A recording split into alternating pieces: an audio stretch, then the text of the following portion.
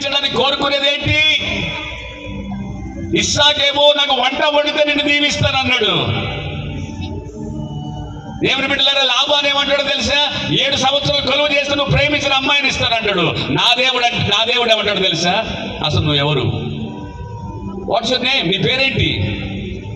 ఈరోజు బైబిల్ చెప్తుంది, ఏ భేదము లేదు, అందరూ పాపము చేసి దేవుడు అనుగ్రహించి ఆ మహిమను పొందలేకపోతున్నారు. నా దేవుని దగ్గర నువ్వు కోరుకునేది ఒకటే, చెప్పేది ఒకటి, అయ్యా నేను పాపిని,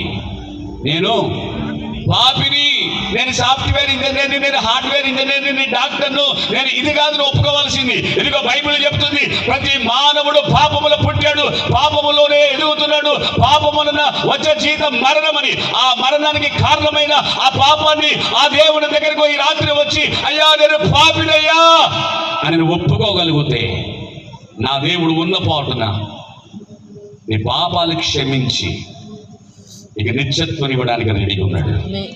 అది జరిగిన వెంటనే దేవుడు అన్నాడు, ఓకే, నువ్వు నీ నిజమైన పేరు చెప్పావు, ఏమని? యాకోబు అని. కనుక ఇప్పుడు నేను నీ పేరు మార్చేస్తున్నా, ఇక నువ్వు యాకోబు కాదు, నీవు ఇశ్రాయేలుడవు. దేవునికి స్తోత్రం.